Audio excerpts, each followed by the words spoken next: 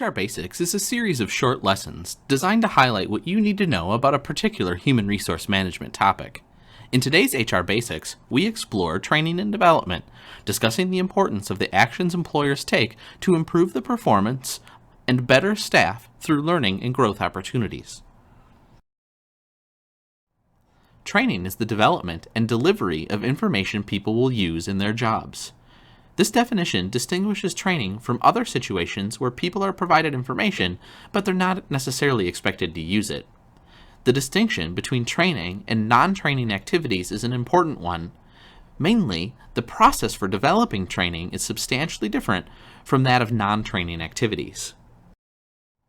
Development refers to learning interventions that make people better. Employee development is almost universally recognized as a strategic tool for an organization's continuing growth, productivity, and ability to retain valuable employees. No matter training or development, people learn in various ways. Learning styles indicate the most effective methods of instruction for various types of learners. When developing training content and delivery methods, recognizing these differences enhances the effectiveness of training. 3 distinct learning styles are visual. Our visual learners like to see when learning. Auditory. These learners simply learn better by listening. And kinesthetic. These learners best acquire new skills and knowledge by doing something. Although everyone learns in all of these styles, each person has one dominant learning style. A study of over 5,300 participants identified the following breakdown among learning styles, which are believed to be representative of the general population. 29% of participants were visual, while 34% were auditory, and 37% were kinesthetic. Although each person normally has one dominant learning style, each of us learns in all 3 ways. A small number of people learn just as easily using any of the 3 styles. Trainers should recognize these various styles and present material to stimulate all 3. Often, when people are asked to assume a trainer role, they begin with an image of training based on how they were taught in the past. In most instances, the image in their minds is closely related to how they were taught as children in school. But there are some significant differences between children and adults as learners. It's important to understand these differences, referred to pedagogy, or the art and science of helping kids learn, and andragogy, the art and science of helping adults learn, so that you can gear your training to the needs of your adult audience. Let's first look at pedagogy, how we learned as kids. Typically, children rely on others to decide what is important to be learned, such as the teacher in the classroom. They accept information that's being presented at face value with very little question. They expect what they're learning to be useful in their long-term future, and they have little to no experience upon which to draw in their learning environment, and as such have little ability to serve as a knowledgeable resource for the teacher or classmates in their learning environment. Andragogy, or how adults learn, is a little bit different. For instance, adults decide for themselves what's important to be learned. They need to verify information that's taught or provided in a lesson based on their own beliefs and experiences. They expect to have learning that's immediately useful to them, and have a lot of past experience upon which to draw from in their learning environments, and therefore have a significant ability to serve as a knowledgeable resource to the trainer and learners around them. The differences between children and adults as learners point to the need to follow specific principles when training adults. There's 7. First, focus on real-world problems. Second, emphasize how learning can be applied. Third, relate learning to the goals of the learner. Fourth, relate the learning to past experiences of the learner. Fifth, allow debate and challenge of ideas. 6th, listen to and respect the opinions of learners. And 7th, and finally, encourage learners to be a resource to you, the instructor, and to one another.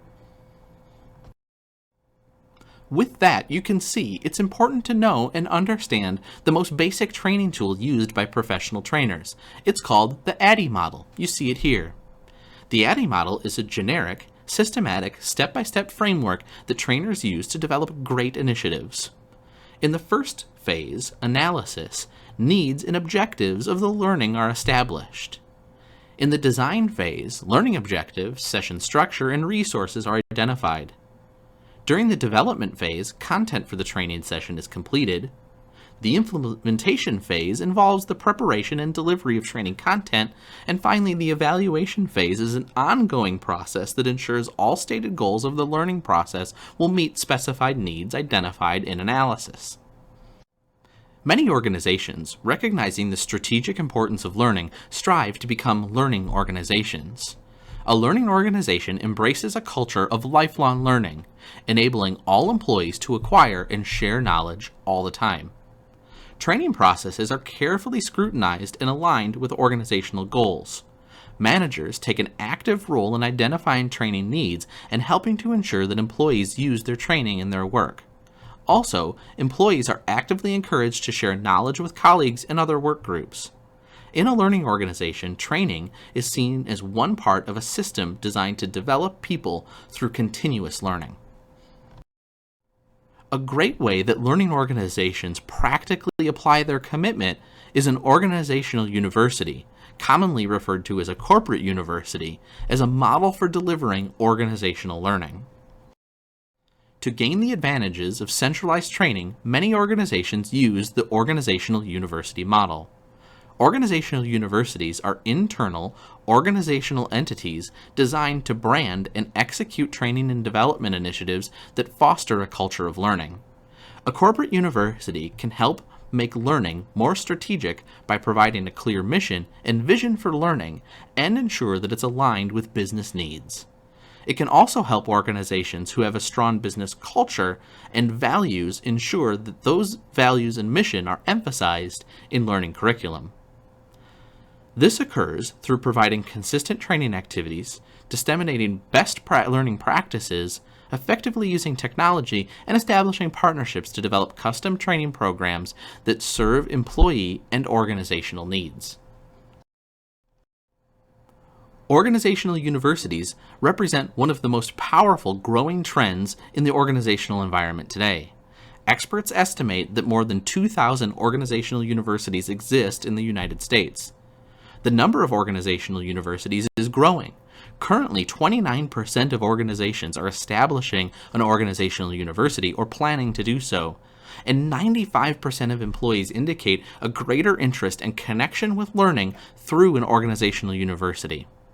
The organizational university phenomenon is an important tool to help HR strategically manage talent and implement great learning and development.